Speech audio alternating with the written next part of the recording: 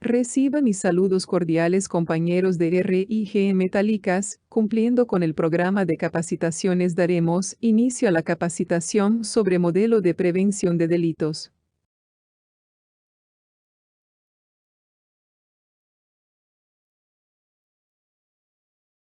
Hoy, el Perú, al igual que otros países, luchan junto con organismos internacionales contra delitos como la corrupción, soborno, el crimen organizado transnacional, lavado de activos y financiamiento del terrorismo, sea en el ámbito penal, civil o administrativo, sin perjuicio de la responsabilidad penal que implica para las personas naturales que los hayan cometido.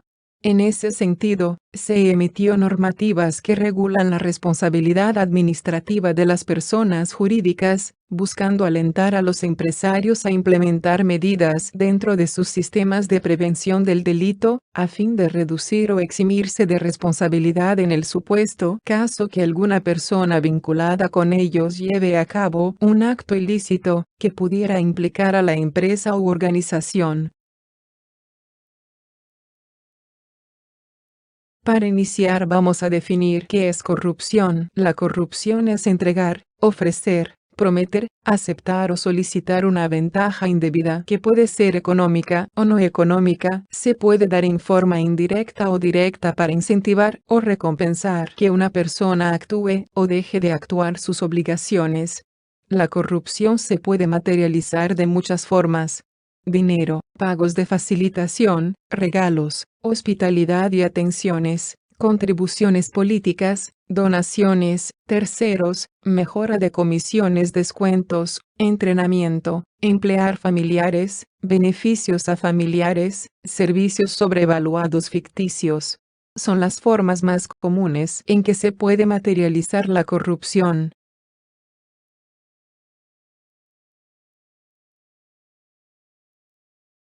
Ahora vamos a hablar acerca de la legislación aplicable. En el 2015 se publica el ISO 19600 y surge como una guía de referencia a nivel internacional para proporcionar a las organizaciones un sistema de gestión de cumplimiento con el objetivo de evitar riesgos diversos producidos por el incumplimiento legal, lo que disminuiría la posibilidad de que a las organizaciones le apliquen sanciones y o multas. En el año 2016 se publica el ISO 37001, cuyo objetivo principal fue ayudar a las empresas a combatir el soborno y promover una cultura empresarial ética. La Ley 30.424, ley que regula la responsabilidad administrativa de las personas jurídicas, nace en el año 2016. En el año 2018 recién entra en vigencia, en el 2019 se reglamenta y hasta la fecha ha tenido 2 modificaciones, agregando algunos delitos adicionales. Esta ley nace solamente con el delito de cohecho transnacional, es decir, soborno a funcionarios públicos en el extranjero, pero luego con el correr de los años se modificó esta ley y se agregaron delitos de cohecho que llega a funcionarios públicos nacionales. Con las modificaciones también se agregó delitos como colusión, tráfico de influencias, lavado de activos y financiamiento del terrorismo. Estos delitos pueden ser cometidos en nombre de la empresa, es decir, alguien que nos representa, por tanto la empresa es responsable del delito también, o por cuenta de las empresas mismas, es decir, en forma directa la empresa puede cometer un acto de corrupción y siempre habrá beneficio, ya sea indirecta o directa, pero va a generarse un beneficio. La ley también desarrolla las medidas disciplinarias o sanciones que se puede materializar si es que se da un acto de corrupción, y las sanciones van desde multas que podrían llegar a ser millonarias, la cancelación de licencias, hasta incluso clausura o disolución de la empresa. Aparte de todo el impacto legal y económico que puede representar que una empresa cometa un delito, está el impacto reputacional, que es invaluable para la marca de una empresa. Esto es en resumen lo que la ley peruana indica, pero lo más importante es que da una opción a las empresas en caso de que cometiera algún delito, pueda salir exenta de toda responsabilidad siempre y cuando haya implementado un modelo de prevención con anterioridad a la comisión del delito. También establece que mediante la adopción e implementación por parte de la persona jurídica, después de la comisión del delito y antes del inicio del juicio oral, de un modelo de prevención puede atenuar la responsabilidad jurídica. Esta ley no es obligatoria, es optativa, cada empresa decide si quiere adoptarla o no. El riesgo que una empresa corre al no adoptarla es que el día que suceda algún evento y va a ser juzgada bajo esta ley simplemente no va a haber forma que la empresa se pueda salvar de las sanciones si obviamente se le demuestra la responsabilidad.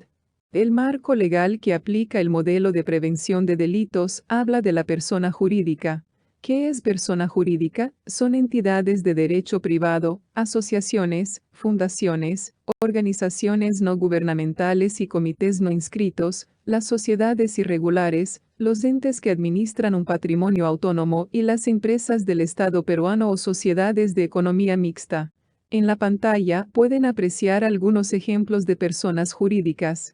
Responsabilidad de las personas jurídicas. Las personas jurídicas son responsables administrativamente cuando los delitos hayan sido cometidos en su nombre o por cuenta de ellas y en su beneficio, directo o indirecto, por a sus socios, directores, administradores de hecho o derecho, representantes legales o apoderados de la persona jurídica, o de sus filiales o subsidiarias.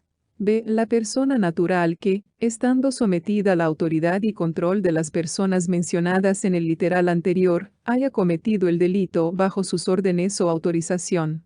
C. La persona natural señalada en el literal precedente, cuando la comisión del delito haya sido posible porque las personas mencionadas en el literal han incumplido sus deberes de supervisión, vigilancia y control sobre la actividad encomendada, en atención a la situación concreta del caso. Modelo de prevención es un sistema ordenado de normas, mecanismos y procedimientos de prevención, vigilancia y control, implementados voluntariamente por la persona jurídica, destinados a mitigar razonablemente los riesgos de comisión de delitos y a promover la integridad y transparencia en la gestión de las personas jurídicas. ¿Cuáles son los beneficios que trae tener un modelo de prevención? Fortalece la reputación corporativa frente a accionistas, colaboradores, clientes, proveedores, reguladores. Disminuye el riesgo de la persona jurídica de verse involucrado en delitos, ya que con la gestión de riesgos podemos implementar acciones. Proporciona un sistema de alerta temprana ante posibles incumplimientos. A través de los monitoreos podemos estar verificando si se ha cometido un acto de corrupción y tomar acción ante ello. Genera clima de confianza y de integridad corporativa. Contar con un modelo de prevención genera confianza entre los clientes, proveedores, entre los reguladores también. La ley indica que el modelo de prevención tiene que contar con elementos, y los ha dividido en dos partes: mínimos y complementarios. Elementos mínimos tienen que ser implementados obligatoriamente si se decide aplicar la norma. 1. Un encargado de prevención, designado por el máximo órgano de gobierno de la persona jurídica o quien haga sus veces, según corresponda, que debe ejercer su función con autonomía, encargado de velar por la aplicación, ejecución, cumplimiento y mejora continua del modelo de prevención. 2. Identificación, evaluación y mitigación de riesgos que generan o incrementan riesgos de comisión de delitos. Se debería basar el modelo en decisiones basadas en riesgo. Si se analiza los riesgos, se puede tener un plan de trabajo específico. Determinar la magnitud de las consecuencias o efectos que puede generar la materialización de un riesgo de un delito en el desarrollo de sus actividades. 3. La implementación de procedimientos de denuncia. Implementar procedimientos de denuncia que permitan reportar cualquier intento, sospecha o acto de un delito, así como de cualquier otro acto que determine el incumplimiento o debilidad del modelo de prevención. La empresa debe implementar canales de información sobre irregularidades, abierta y ampliamente difundida entre los trabajadores y directivos, independientemente de la posición o función que ejerza, así como a los socios comerciales cuando corresponda. Los canales que pueden consistir en líneas telefónicas, buzones, correo electrónico exclusivos, sistemas de denuncia en línea, reportes presenciales u otros. 4. La difusión y capacitación periódica del modelo de prevención. Se debe difundir y capacitar periódicamente el modelo de prevención que permita una cultura de integridad corporativa frente a la comisión de delitos a todos los trabajadores y directivos, independientemente de la posición o función que ejerzan, así como a los socios comerciales y partes interesadas cuando corresponda. 5. La evaluación y monitoreo continuo del modelo de prevención. El modelo no es estático, no, es que se implementa y queda ahí, constantemente hay que evaluarlo y ver en qué se puede mejorar. Debe establecer mecanismos para retroalimentación y otros procesos internos que apoyen al mejoramiento continuo del modelo de prevención. Elementos complementarios: políticas para áreas específicas de riesgos, registro de actividades y controles internos. La integración del modelo de prevención en los procesos comerciales de la persona jurídica, designación de una persona u órgano auditor interno, la implementación de procedimientos que garanticen la interrupción o remediación rápida y oportuna de riesgos, y mejora continua del modelo de prevención. Estos son los elementos que establece la ley que las empresas tendrían que implementar para poder obtener ese eximente de responsabilidad. Modelo de prevención del delito de RIG metálicas. Inicia del encargado de prevención de delito 1. El compromiso del más alto nivel es crucial. Para ello, la gerencia es responsable de establecer la estrategia y los objetivos, así como de promover una cultura adecuada, incluyendo el compromiso inequívoco con el modelo de prevención de delitos.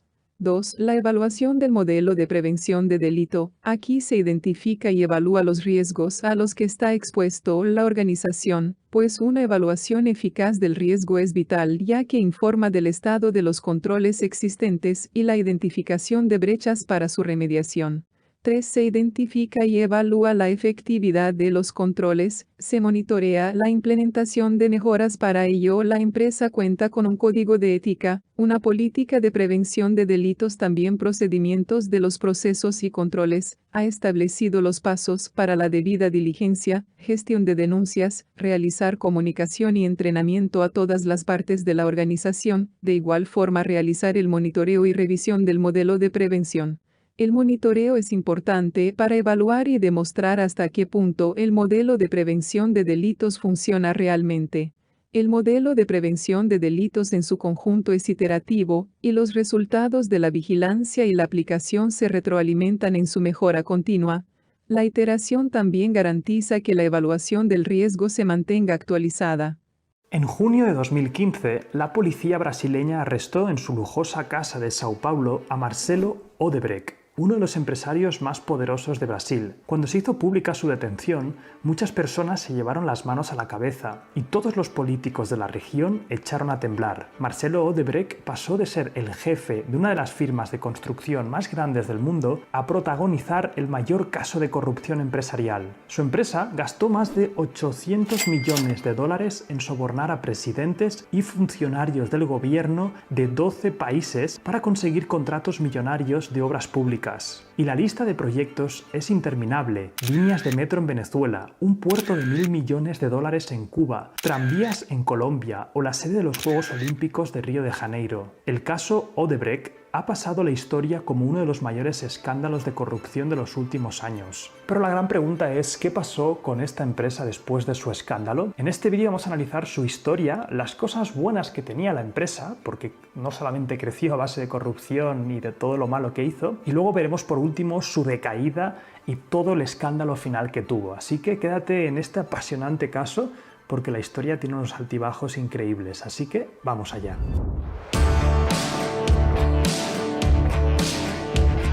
Historia de Odebrecht. Marcelo Odebrecht fue el heredero de un gran imperio creado en 1944 por su abuelo Norberto Odebrecht, un inmigrante alemán y joven ingeniero. Su abuelo decidió crear una empresa de construcción basándose en la calidad e innovación, y pronto se ganó la fama de ser más eficiente que sus competidores, logrando levantar edificios en menos tiempo con los mismos recursos. Unos años más tarde, en 1953, Odebrecht realizó la primera obra pública para Petrobras, la famosa petrolera estatal de Brasil. Y atención, porque colaborar con esta empresa fue lo que hizo estallar el caso Odebrecht en 2015, cuando el gobierno de Brasil investigó a Petrobras por corrupción y descubrió que Odebrecht también estaba implicada. Pero no nos adelantemos, ya lo veremos más tarde. Lo importante de esta época es que Odebrecht tuvo un gran crecimiento porque empezó a construir carreteras, centrales hidroeléctricas y nucleares. Con el tiempo, la empresa de construcción acabó convirtiéndose en uno de los mayores grupos industriales de Brasil, con varios negocios en el sector de la energía. Y a partir de 1979, Odebrecht comenzó a operar también en el extranjero, con proyectos hidroeléctricos en Chile y Perú. Desde entonces, su estrategia para expandirse internacionalmente fue adquirir empresas de ingeniería y construcción en otros países. Y de esta forma, Odebrecht acabó teniendo proyectos en casi toda América Latina, en varios países de África y en Estados Unidos. Llegados a este punto, muchos se preguntaban, ¿cómo es posible que Odebrecht consiga tantos contratos de obras públicas, incluso en países del extranjero? La respuesta seguramente te la puedes imaginar, pero lo veremos también más tarde. En 2001, Odebrecht ya se había convertido en la mayor constructora de la región y una de las mayores del mundo. Mientras tanto, Marcelo Odebrecht, el nieto del fundador, estudiaba ingeniería civil y se especializó en la Escuela de Negocios de Lausanne, en Suiza. En 2008, Marcelo tomó las riendas de la multinacional brasileña y vivió la época dorada de Brasil. Expansión económica de Brasil.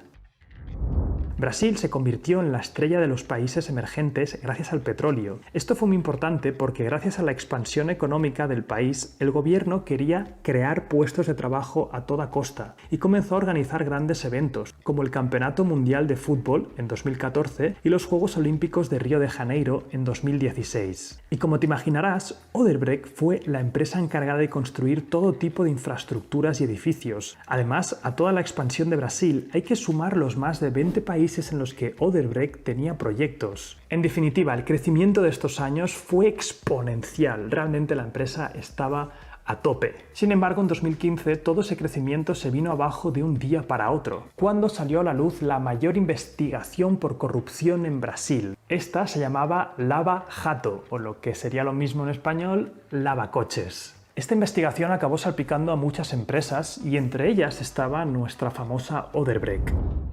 Analizando el caso de corrupción. Al parecer descubrieron que Odebrecht sobornaba políticos para asegurarse millonarios contratos en Petrobras y otras empresas estatales. La mayoría de las acusaciones estaban vinculadas a su unidad de construcción, que era la responsable del 43.7% de sus ingresos. La empresa entregaba millones de dólares o directamente hacía donaciones electorales a partidos políticos, funcionarios públicos y personas relacionadas con el gobierno, a cambio de leyes y regulaciones favorables para la compañía. Es decir, quería tener una ventaja competitiva frente a sus competidores. Y esto es normal, todas las empresas quieren una ventaja competitiva frente a los demás participantes del mercado, pero el problema está cuando haces cosas ilegales para conseguirla. Odebrecht básicamente entraba en concursos para una nueva obra junto a otras empresas de construcción, entonces ofrecía un presupuesto y unas condiciones supuestamente muy competitivas, y cuando el proyecto era adjudicado para Odebrecht, los costes del proyecto se disparaban por arte de magia. Estamos hablando de que podía dispararse hasta 3 o 4 veces más del coste que habían previsto en un primer momento. O sea, imagínate la locura. Odebrecht presentaba un proyecto con un presupuesto, ganaba ese concurso para quedarse con el proyecto porque había puesto unos costes ridículamente bajos, muy competitivos, dejando al resto de competidores fuera, y cuando conseguía el contrato, después aumentaba los costes a saco. Claro, los competidores se quedaban alucinados, ¿no? Porque luego veían lo que costaba todo eso. Yo no sé cómo no se imaginaban que tarde o temprano esto acabaría sonando.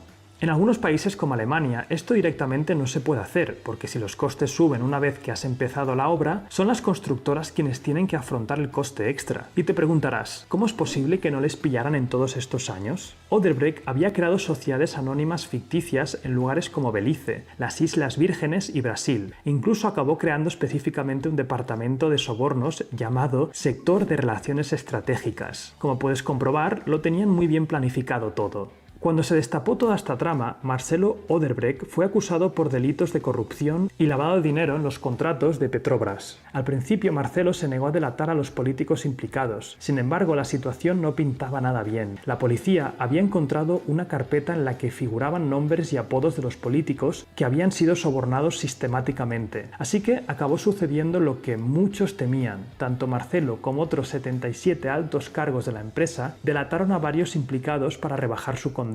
A esto se le llamó públicamente la confesión del fin del mundo. Y no es para menos, porque acabó siendo un escándalo internacional en el que estaban implicados decenas de políticos y empresarios en más de 12 países. Y como te imaginarás, la peor parte se la llevó Brasil, porque fue el epicentro de toda esta trama y estuvieron implicados 3 expresidentes, 8 ministros y un tercio de los senadores de Brasil. Por todo este escándalo, la constructora tuvo que pagar la mayor multa impuesta a una compañía acusada de corrupción, 3.500 millones de dólares. Ahora bien, ¿qué ha ocurrido finalmente con Odebrecht?